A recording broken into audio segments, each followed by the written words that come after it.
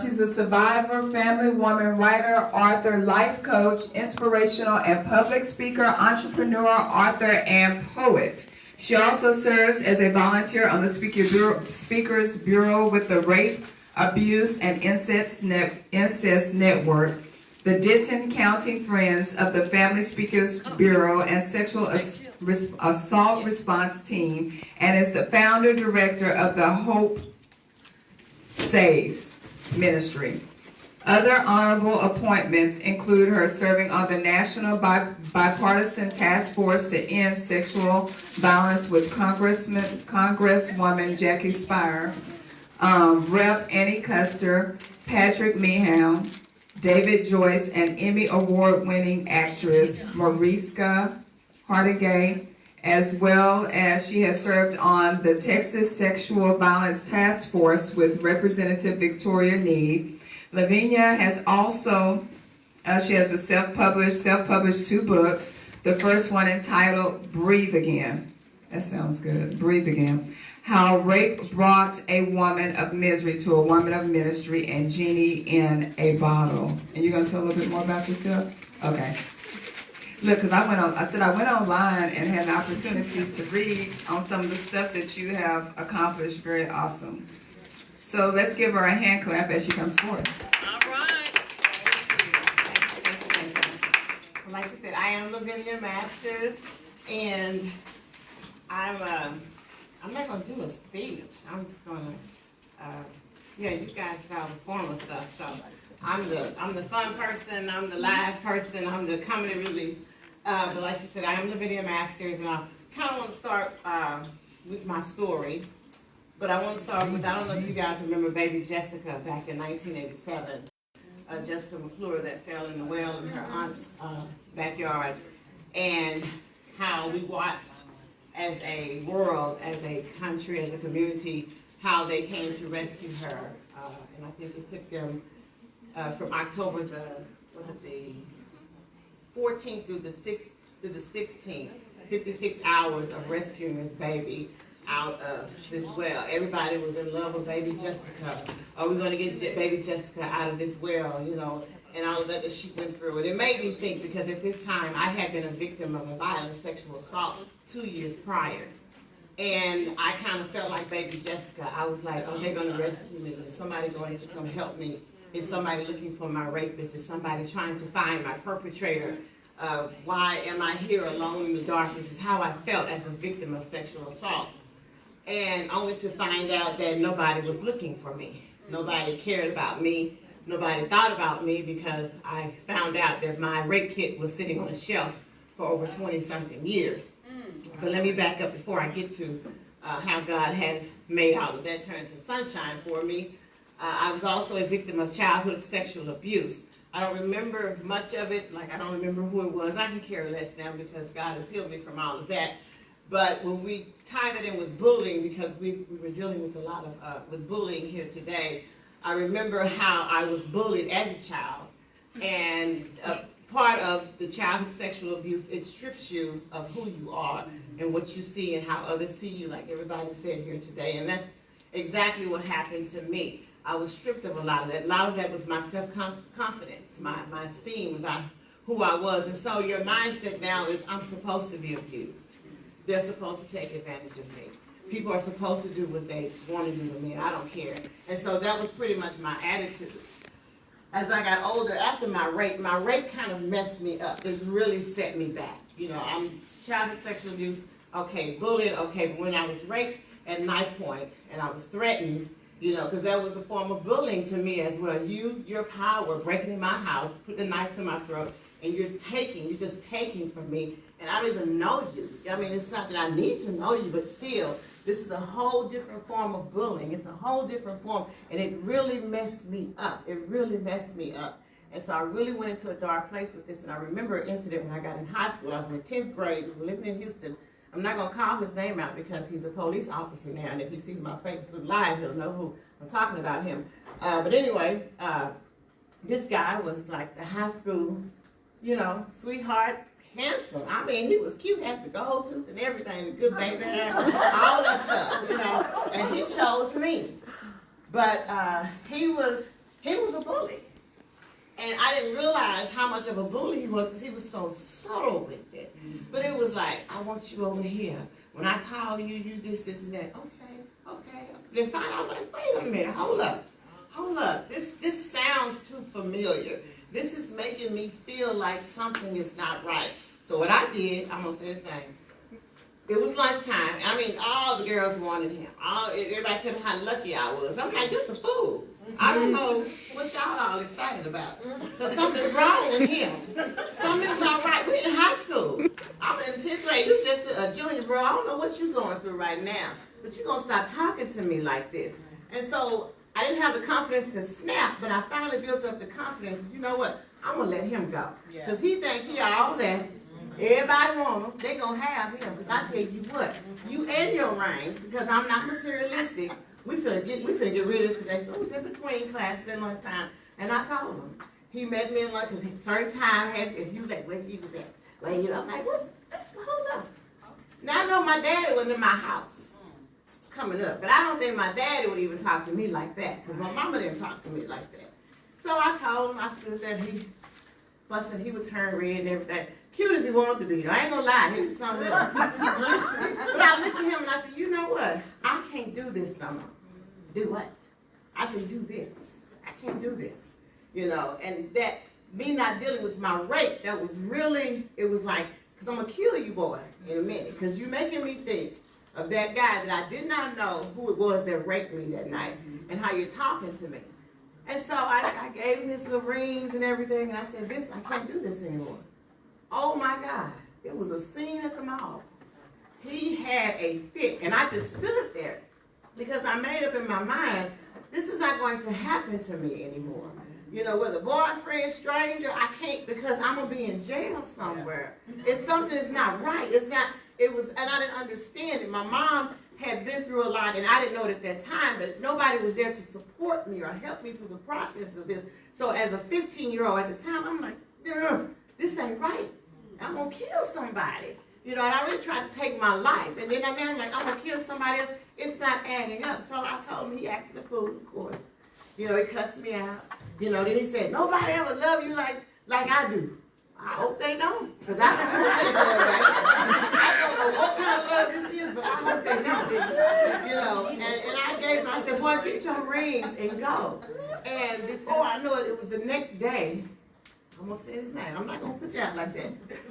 He brought a gun to school to kill me. I didn't know this. And one of his friend girls who really didn't like me, she came and told me because she was afraid. I said, girl, go on somewhere. I thought they were just everybody trying to hype me up, because when I broke up with him, it was a big deal at this school. And so next thing you know, I'm in choir, and the resource officer and the assistant dean is coming to get me out of choir. And everybody's like, what did she do? What did she do? And I'm looking like, what? I don't remember doing nothing. What happened? So they say, do you know? They called his name out. I said, oh, Lord, yes, I know him.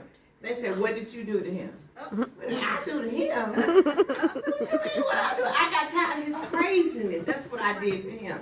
I gave him his ring back when he said I stole something. I didn't know what he had said. So we get down to the office. They said, well, you shouldn't have did it. You know, they making jokes about it. They said, this boy is gone crazy. I walk in, they open the door, they open another door. He's handcuffed to the desk. He saw me. He's just like a mad animal trying to get out of the cage. I'm like, what's going on in here? I'm scared now.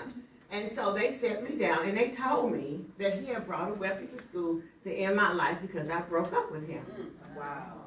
I'm like, Lord, because I was raised in church. I prayed when my rapist was on top of me. If you get him off of me, I promise you I'm going to serve you to the day I die. I was like, Lord, I don't know. But it had to be something I saw to get rid of this.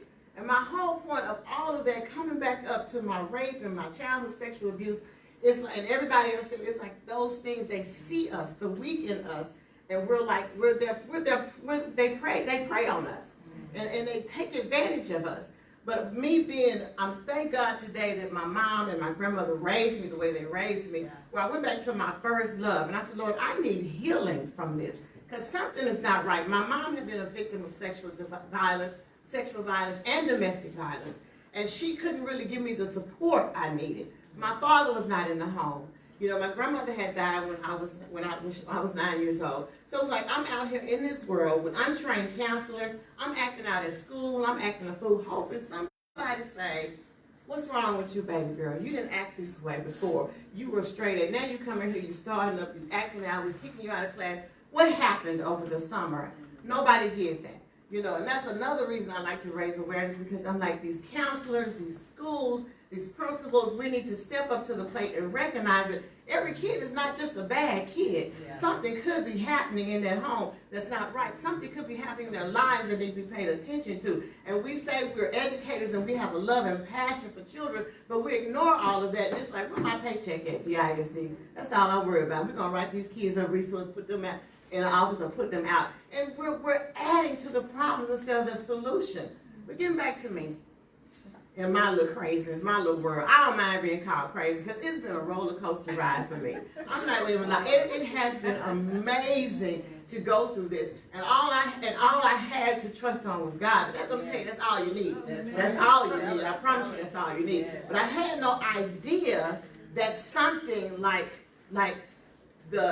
because I felt like my soul was stripped from me when I was raped at 13 years old. I felt like I would never be the same. And then the psychological of it started messing with me, and how I started seeing people and how I started thinking about others, and that people were really selfish, and men thought they can do what they wanted to do, how they can do it, talk to you any kind of way. They were creating a monster in me. These monsters were creating monsters.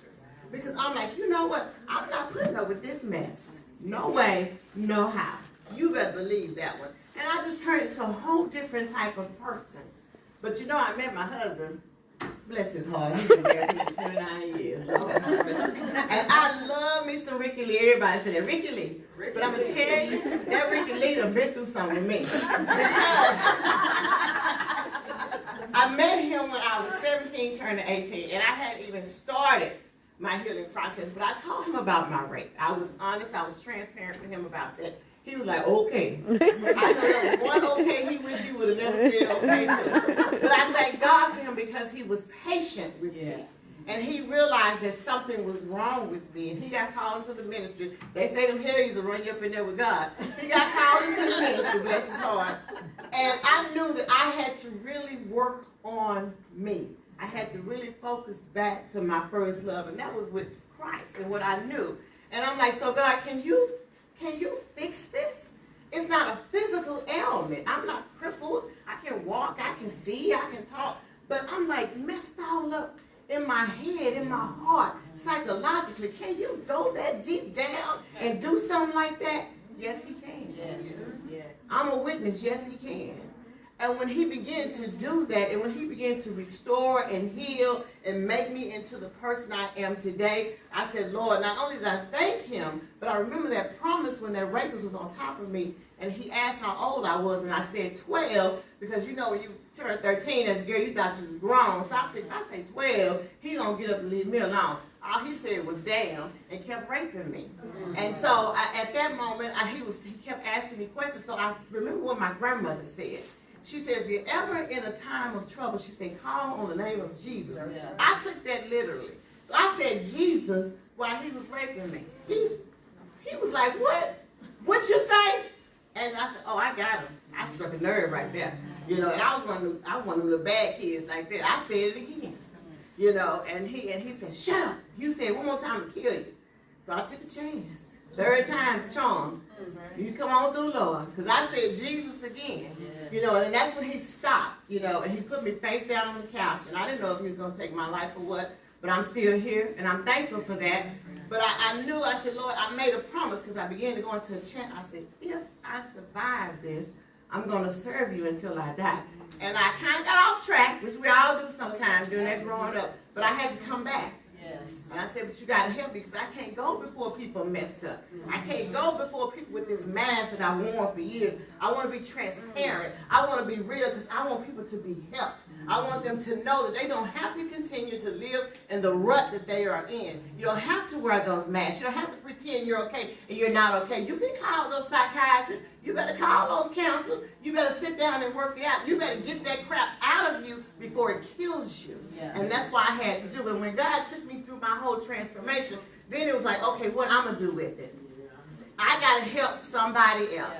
So when I went to get my kit reopened, part of my healing was I wrote my book, my first book, Breathe Again, because I wanted to help other victims. I wanted them to come out. It was like how we did with New Orleans. You know, we had to go rescue them. We can't be selfish all our lives. You know, you have to think about others. That's what we're here for, to bear each other's burdens.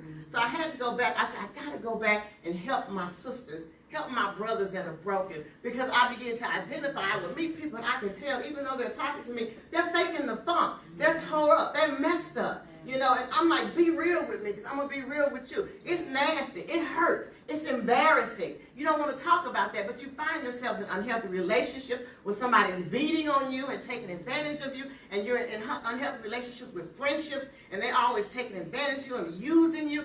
Don't live that way. You can live free, and you can live joyous. And you know what? I'm going to go back and I'm going to help them. And part of my help, I didn't even know the doors that God was opening up for me when I decided to say, I'll go.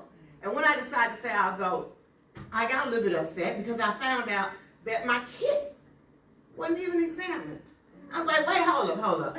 So I was rated July 31st, and you saying August 2nd, it was suspended? That's like, what, 2.5 days? Did you not care what happened to me? Well, we sorry, Lavinia. You sorry. I know you are sorry. But you know what? I got mad for a second. But I said, you know what, Lord? Okay, I'm going to do something about this. We're going to do something about it. Because it's ridiculous. Because if I had to go through that hell, I can only imagine the thousands of people, the hell they're going through. Because you disregarded them and who they are and what they are. And all the things that happened to them with that heinous rape. So I got out, I started knocking on doors, I started writing letters to the governor, I went to Chris Harris, I went to Michael Burgess. I said, do you guys know that there are thousands of rape kits that we don't have a statute of limitations, we can't even prosecute? Oh yeah, this passed me. And I've been fighting, and that started in 2004. 2004, I started that fight. Fast forward, some legislations would listen to me. I met Wendy Davis along the way. She started helping me. She said, you know, they want to change the statute of limitations. It didn't happen. She got out of office. She was senator. And then I met little Miss, I call her my little fire star, Miss Victoria Niave. She's a representative down here in the Dallas area. And she asked me to be a part of her task force to help end the rape kit backlog and the different laws, you know, associated with it. So I was like, yeah, I'll be on your task force. And first thing I said, I walk up in there and meet like I'm the boss. Everybody up in there, lawyers and judges and DAs and stuff. I sat down, they said, let Lavinia, I'm gonna tell y'all something right now. I don't like meetings. If we ain't gonna do nothing, we not gonna be here. I'm telling you now, I'm the one that's gonna make sure it happens. You're not gonna sit here and tell me we're gonna do this, we're gonna do that. I said, no, it's gonna happen, because I'm gonna make sure, I'm gonna tell the public, I'm gonna get on TV, and I'm gonna say, they ain't doing nothing about it. I said, that's me, that's Lavinia. They look like I was crazy, but I'm like, I'm here for the people. Enough of us playing with people's emotions. Yeah. They are destroyed, they are hurting, and you wonder why our world sometimes is in the shape that it's in, because we don't care about anybody and what's happening internally with their mental health, like what you just talked about. So then, Victoria, we went through the meetings, and I'm traveling here, and I'm steady going here, and I'm speaking here, and I'm speaking my mind. And so it gets to, they broke me down, y'all. We get to the end of, because I'm not good with all this legal stuff, but the end of the meetings, and it's time for the sessions in legislation. So I'm going back and forth, Austin testifying, and so she called me one day, and I'm going to the library, I'm in the car. And she goes, Lavinia? And I said, yes. And she said, what are you doing? I said, I'm going to the library. She goes, we want to ask you something. She told me about the House bill, the number, it's a low number. We think this, that, and I'm like, okay, I don't know what all that means. I'm like, oh, okay. I don't want to seem ignorant either, but, and then she goes, and we want to know, can we name it for you? Wow.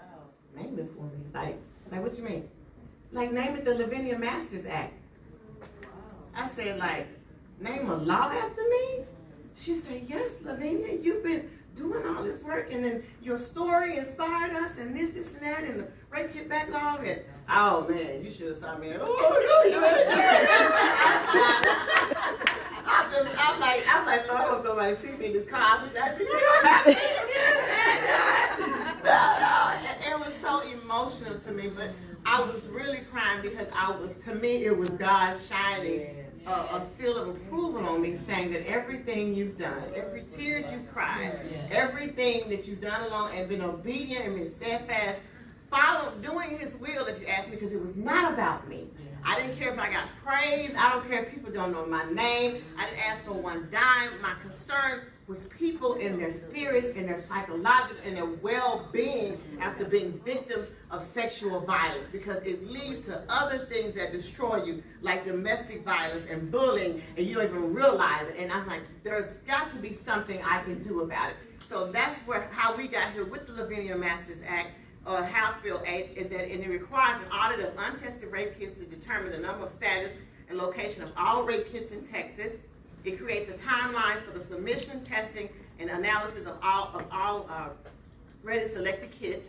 It prohibits law enforcement agencies from destroying rape kits related to an uncharged or unsolved case until the latter of the length of the statute of limitations, or 50 years.